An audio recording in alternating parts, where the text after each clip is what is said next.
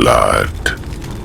The stench of it filled his nostrils, overpowering and sickening, the bitter metallic taste catching in the back of his throat. His neuroglottis sifted hundreds of different blood scents, and the searing tang of burning flesh made his eyes water before his oculobe compensated, and he secreted a protective membrane across the surface of his eye. He blinked away the moisture, twisting in the grip of the Sakamata and trying to get a bearing on his surroundings. Despite what his eyes told him, he knew he must be seeing things, for the interior of the demon engine confounded his senses and flouted any notion of reality. It defied geometry, impossibly arcing beyond the limits of vision to either side. A sweltering, red-lit hell cavern. A wide-doored firebox roared and seethed at one end of the chamber, and long lines of dangling chains and pulleys, each with a limbless human torso skewered on a rusted hook, hung from the dark and dripping roof. He and Pasanius were dragged past scattered mounds of human limbs, each piled higher than a battle tank, the flesh rotten and stinking. Two of the Sakamata slithered away from Uriel to lift a headless torso and thrust it into the firebox. They stoked the demon engine with flesh and blood, its belching stacks spewing ashen bodies into the air. The giant in the armor of the Iron Warriors dragged Pasanius behind it, the mighty sergeant helpless against such power. "No!" shouted Uriel as the Omphalos Daemonium dropped its billhook and easily lifted Pasanius with one hand while reaching for an empty hook with the other. The Iron Giant took no notice of him and rammed the rusted hook into the backplate of Pasanius' armor, drawing a grunt of pain from him. Uriel struggled all the harder as he saw an empty hook hanging beside Pasanius, but the Sakamata held him firm, and he could not break their hold. Fleshy, wriggling hands lifted him high, and he gritted his teeth to stop himself from crying out as he too was spitted on a hook. The barbed point went through his armor and pierced his back. The Sakamata hissed and drew back, the lumping growths beneath their exposed flesh rippling in monstrous hunger.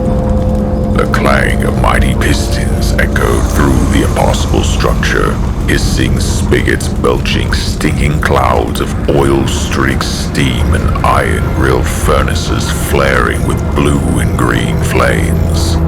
Moans and the creaking of molten metal mingled with the chittering glee of the Sakamata, and Uriel could imagine no more complete a vision of hell. The Omphalos Daemonium watched their futile struggles and stepped forward, gripping Uriel's jaw in one blackened gauntlet. Uriel could taste the ash on his fingers and smell the cooked meat beneath. The creature. Was it an Iron Warrior, or some demonic entity within the flesh of one? Uriel could not tell, and as it leaned close, its breath like the air from an exhumed grave, he kicked out, his boot ringing harmlessly from its ancient breastplate. "You waste your energy, Ultramarine. It is not within your power or destiny to destroy me. Save your strength for the world of iron. You will need it." "Get away from me, you bastard abomination!" shouted Uriel, struggling in his captor's grip despite the fiery pain from the hook gouging his back. "It is pointless to resist," said the Omphalos Daemonium. "I have traveled the blood tracks between realities for countless eons, and all things are revealed there.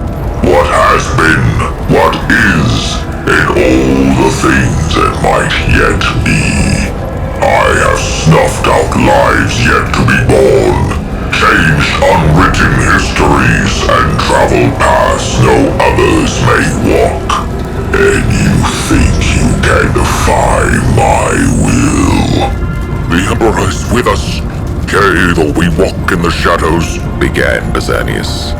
The Omphalos Daemonium smashed a gauntleted hand across Pasanius' chin, swinging him wildly around and drawing a hiss of pain from him as the hook in his back dug deeper into his flesh. Prayers to your corpse of a god mean nothing here.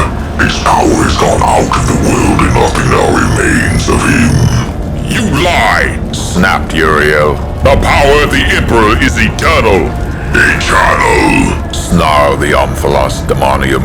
You would do well not to use such words so lightly until you have experienced such a span. Trapped and helpless and tormented beyond reason.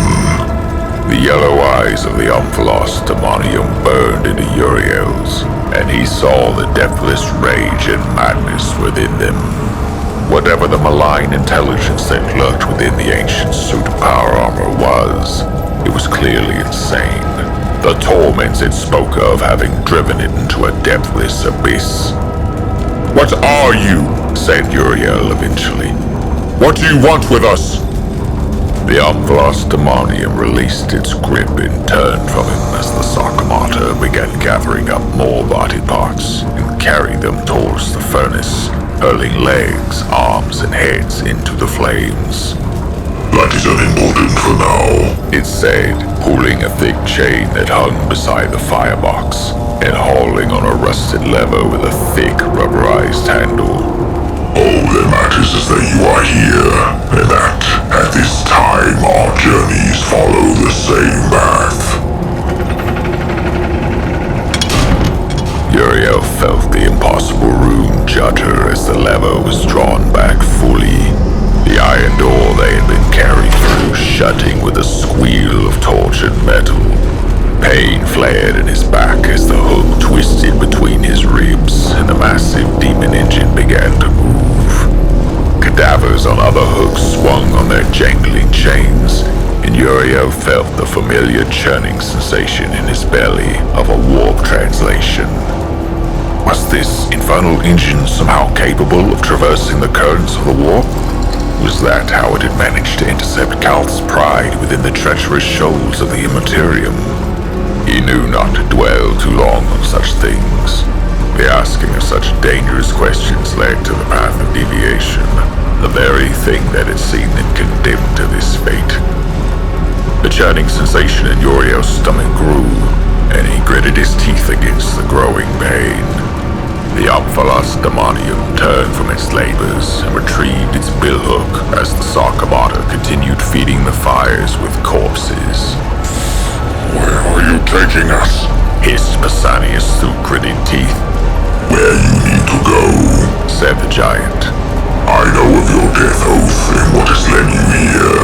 The Lord of Skulls is more artifice to him than simply the art of death. You are a demon, snarled Uriel. You are an abomination, and I will see you destroyed. Your skull will be laid before the throne of the Blood God before that happens, Space Marine. I have already seen the manner of your death. Would you know of it? The words of a demon are lies, shouted Pasanius. I will believe nothing you say.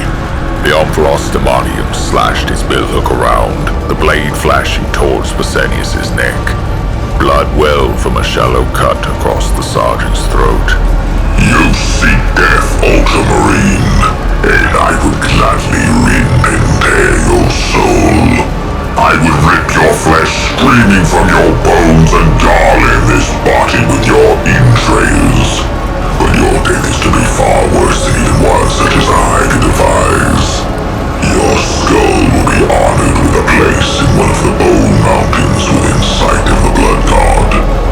Another shudder, more intense, passed through the chamber, and Uriel felt as though red-hot skewers were being pushed through his skull.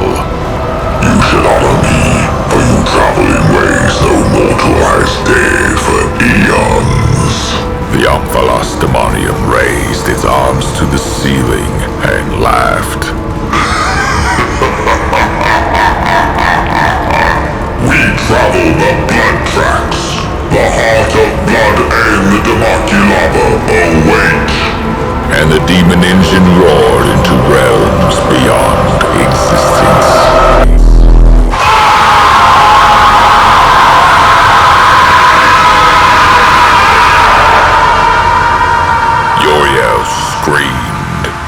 Space folded, the currents of the warp vanishing, the arena, the demon engine, the firebox, Pasanius, all disappeared, ripped away as everything around him turned inside out and became meaningless concepts.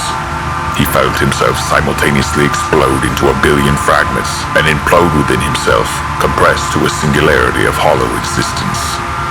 Faces floated before him, though as a dense ball of nothingness and a fragmented soul, he knew not how he recognized them.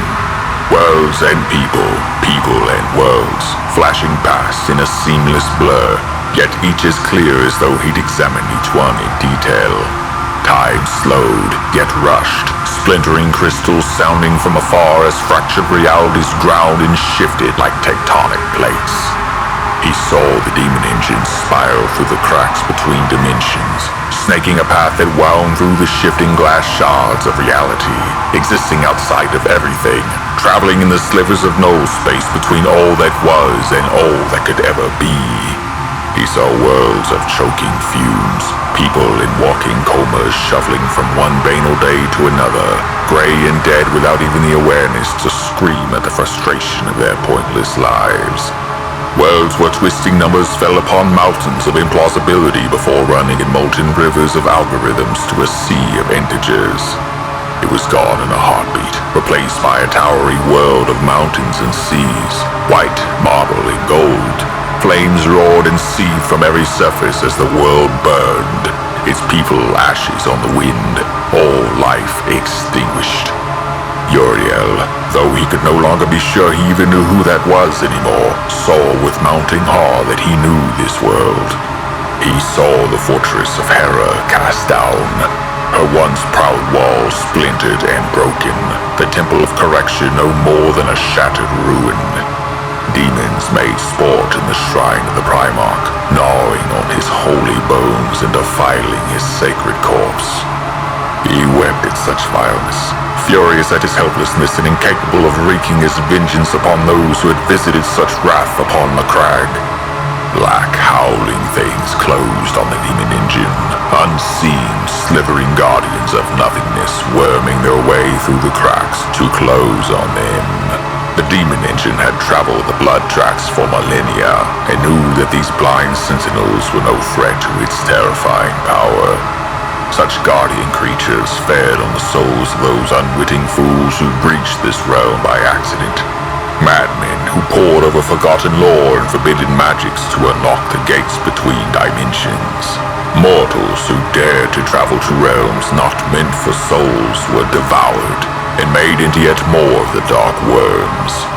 The blood tracks carried the demon engine away from the toothless, questing mouths of the guardian creatures, its evil and power burning those that managed to approach too close.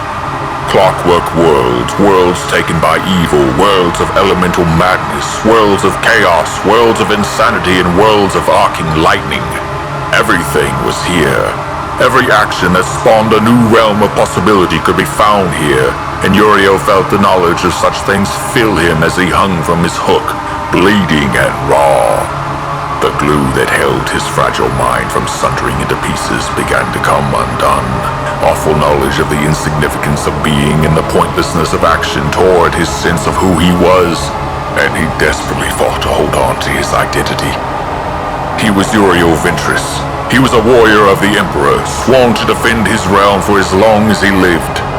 He was a space marine. His will was stronger, his purpose and determination greater than any other mortal man. He was in the belly of the beast, and he would fight its corrupting touch. He was who? His existence flickered, and despite the protection of the demon engine, he knew the madness that claimed the minds of the ignorant fools who sought such places out was enfolding him. He struggled to hold on as shards of his life began spiraling away from him, each spawning fresh realities within this terrifying multiverse. Visions of potential and unwritten past floated past Uriel's eyes as he gasped and saw alternate histories slide past his eyes. He saw himself as a wrinkled ancient. He saw himself as a young man lying prone on a simple cot bed, but one who was no longer surrounded by grieving family members. Space Marine, he was a lean. Here was his son, dark-haired like him, muscled farmer, toiling in the but taller and with the look of a warrior. Cavern farms on his home world of Uriel's heart swelled in pride and regret. Calth, his features were soft and pride in his son and regret, teemed with great regret that this vision of his life could never be. That this vision of his life could never be. Both faded from his mind, though he craved to see more of them, to know the consequences of his life having traveled the road not taken. But such was not to be, and other visions intruded on his sight. Pavonis, Blackbone Road, Tarsus Ultra, Medrengard. What were these? Names of places or people? Memories or invention? Had he journeyed to these places? Was he from them? Were they his friends? He could taste the meaning on every jagged syllable, but none made sense, though he knew he should recognize them. Except there was one thing that did not have the subtle flavor of recognition. One that tasted of dark iron, that reeked of ash and pollutants, burning oil, and echoed to the hammer of mountainous pile drivers and pistons of hellish engines. This world, that reality, was alien to him. Why now should it then intrude on his fracturing consciousness? It swelled in his perception, growing and filling what remained of his mind before it too vanished and his mind began to collapse inwards. Nothing made sense anymore. All was dissolving into a morass of information he can no longer hold in, neither coherent, feeling his thoughts blurred, often running like 100 tributaries of 1,000 rivers that eddied to a sea of oblivion, and he welcomed it knowing within the screaming madness in his head, an eternity or an instant past, though he could not tell which type was now a meaningless concept bereft of meaning and reference. A voice that sounded amidst the insanity when little remained of Uriel. Ventris reached out as a drowning man grasped for a lifeline. Fear not, Ultramarine, It said. this journey is like all mortal life. The demon engine roared back into the realm of existence. It ends.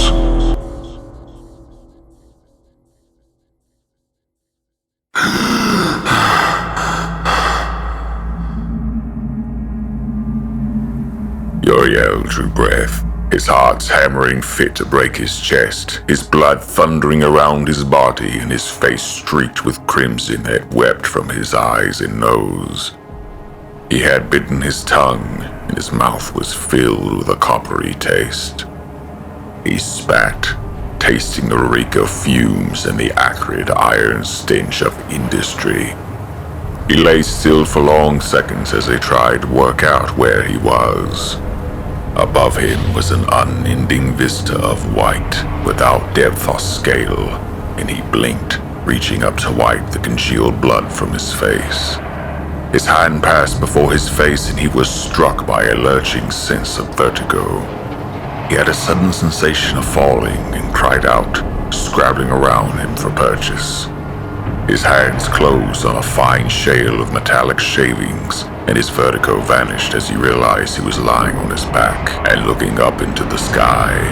A dead sky, featureless and vacant, without so much as a single cloud or speck to blight its horrid emptiness. He ached everywhere, his muscles weary to the point of exhaustion, and a searing pain in his back from where his flesh had been gouged by the hook. His thoughts tumbled over themselves as he tried to piece together what had just happened. He pushed himself upright, seeing Pasanius next to him, retching onto the metallic ground. His friend's face was drawn and hollow, as though the weight of the world had settled upon his shoulders. Get up, said a grating voice behind him, and a flood of memory filled Uriel's skull. Demon engine. He fought to stand, but his flesh was still adjusting to its return to existence, and he could only stumble to his knees. Before them stood the Omphalos Daemonium, gigantic and monstrous in its blackened and ancient suit of power armor. Behind their captor was a shimmering, impossible rectangle of seething red light, a doorway back into the hellish interior of the demon engine. It carried its billhook and stood ankle-deep in the powdery shale of the ground. Their weapons, Uriel's sword and bolter, together with Pasanius' pistol and flamer, rested against the rocks beside it. White reflections of the dead sky glittered on its shoulder guards, and it seemed to Uriel that the grinning, biceps skull there burned with even more malice than before. You will need to restore your equilibrium soon, Ultramarines, said the demon thing with an echoing chuckle. The delirium specters will hear the pounding of your hearts, and such morsels as you shall not go unnoticed for long. But what? Managed Uriel at last. Monsters, said the giant. Monsters? Repeated Uriel, gritting his teeth and finally climbing to his feet. Pasanius picked himself up and stood beside him, his face ashen but angry. the skins of murderers stitched across desecrated frames by the savage morticians, and filled with the mad souls of those who have died by their hands, explained the Omphalos Daemonium. They hunt in these mountains, and you will know them by the cries of the damned at your heels. Where are we? Said Pasanius. Where have you brought us?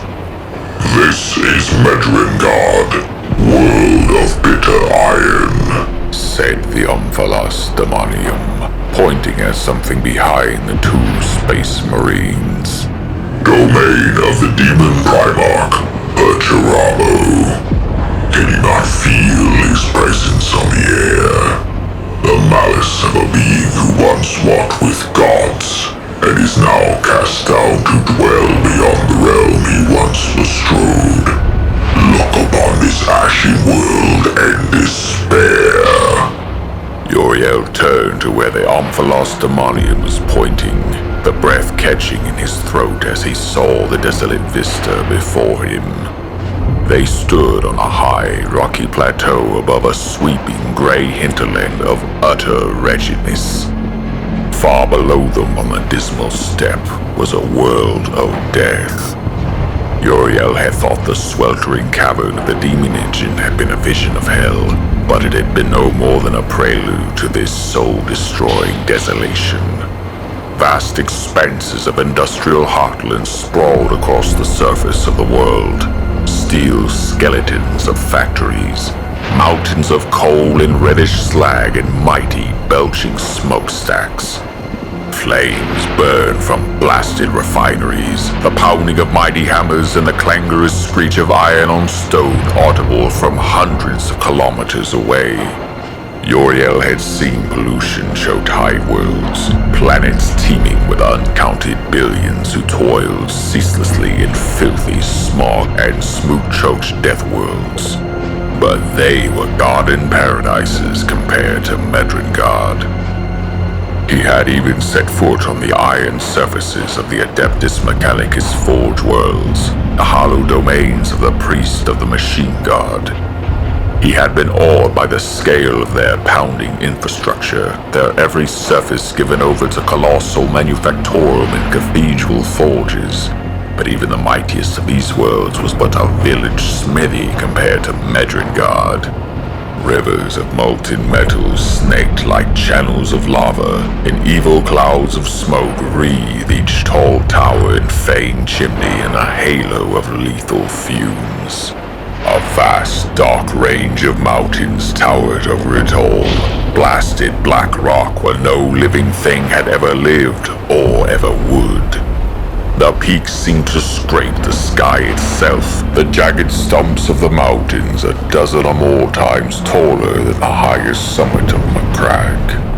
Uriel felt his blood chill as his eyes traveled up the terrifying heights of enormous crags, seeing vile tendrils of noxious black smoke writhing from behind the mountains and clawing impossibly into the sky.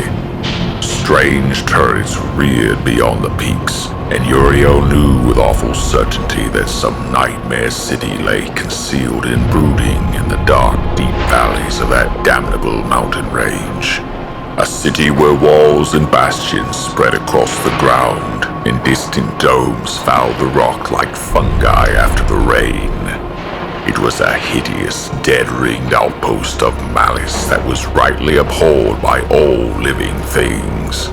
Tarnished steeples and stained walls, deathly weed-tangled spires and empty halls were filled with limping and shuffling ghosts in rags who blindly obey the lonesome will of the city's diabolical master, the demon Primarch Perturabo, Lord and Master of the Iron Warriors. The hate, whispered Uriel. so much hate and bitterness. Yes, said the Omphalos Daemonium. Imagine all the rank bitterness I smell within you, poisoned and grown strong by millennia of vengeful brooding. And it is still but a merest fraction of how much a living god can hate. Uriel closed his eyes to shut out this nightmare vision, understanding that to even take a single step towards the dreadful city was to die.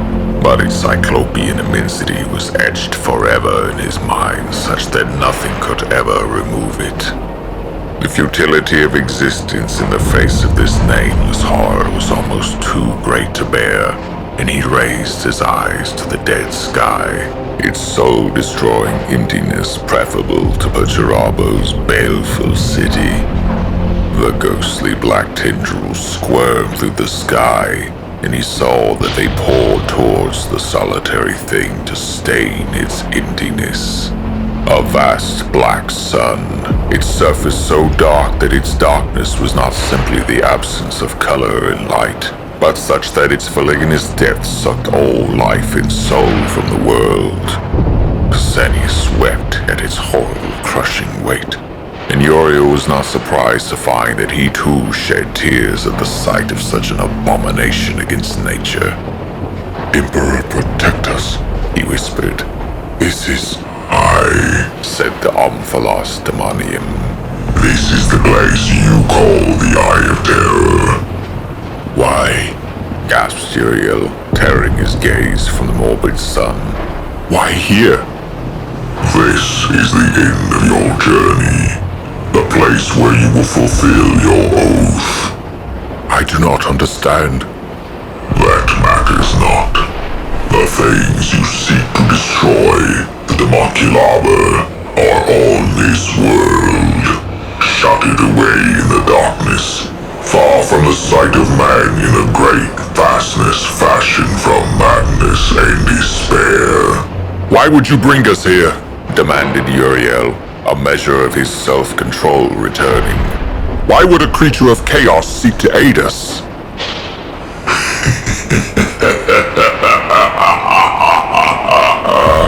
The Omphalos Daemonium laughed its booming, discordant laugh and said, Because you are to do my bidding, Uriel Ventris. Never! Snapped Uriel. We would die before aiding a beast such as you! Perhaps, agreed the giant warrior. But are you willing to sacrifice all that you have fought to protect by defying me? Everything you have sacrificed and everyone you have bled to save will be washed away in an ocean of blood if you do. You lie! Growled Pasanius. Foolish morsels.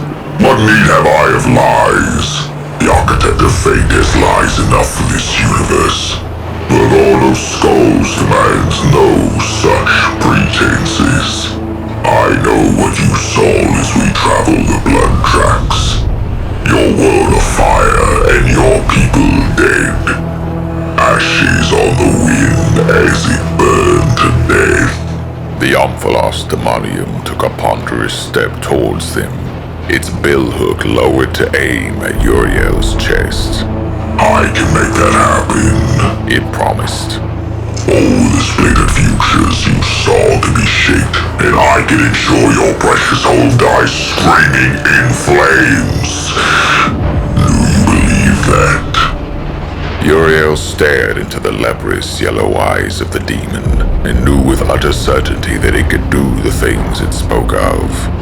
A crag destroyed, Ultramar gone. Yes, I believe you, he said at last. What would you have us do? Uriel! Cried Pasanius. I do not believe we have a choice, my friend, said Uriel slowly. Think of what you are saying, said Pasanius in disbelief. Whatever this bastard thing wants us to do can only be for evil. Who knows what we might unleash if we agree to do it at once? I know that, Pasanius, but what else can we do? Would you see Ultramar destroyed? The fortress of Hera brought to ruin?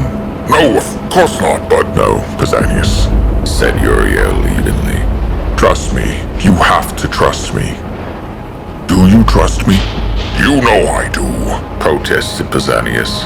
I trust you with my life, but this is madness. Then trust me now, pressed Uriel. Pasanius opened his mouth to speak once more, but saw the look in Uriel's eyes and simply nodded curtly. Very well, he said sadly. Good, hissed the Omphalos Daemonium, reveling in their defeat. There is a fortress many leagues from here, high in the southern mountains, and its master has something deep in his most secret vault that belongs to me. You will retrieve it for me. What is it? Asked Uriel. It is the heart of blood, and that it is precious to me is all you need know. Well, what does it look like? How will we recognize it? The Omphalos Daemonium chuckled. You will know it when you see it. Why do you need us for this? Demanded Pasanius. If it's so damned important, why the hell don't you just get it yourself? The Omphalos Daemonium was silent for a beat, then said, I have seen you with it, and it is your destiny to do this. That is enough. Uriel nodded, hearing a distant shrill cry on the air. The Omphalos Daemonium heard the noise too and cocked its head, turning and marching back to the rectangle of red light that led back into the demon engine and the hissing Sakamata. As it reached the shimmering doorway, it said, The delirium specters come. I hear the beat of your hearts, and their hunger tears at them. You would be wise not to be found by them. Wait, said Uriel. But the Omphalos Daemonium stepped through the doorway, and he watched helplessly as it faded and vanished from the mountainside, taking their demonic captor from sight. A leaden weight of despair settled on Uriel's soul as the Omphalos Daemonium disappeared, and he dropped to his knees as he heard the cries of what sounded like a skirling chorus of air raid sirens. He looked into the dead sky and saw a flock of hybrid, winged things flapping rhythmically on fleshy pinions towards them from the high peaks of the mountains. What the hell? Said Pasanius, squinting into the sky. The delirium specters, said Uriel, scrambling over the ashen ground to retrieve his weapons. What do we do? Said Pasanius, belting on his pistol and slinging his flamer over his shoulder. We run, said Uriel, as the madly screeching flock drew closer.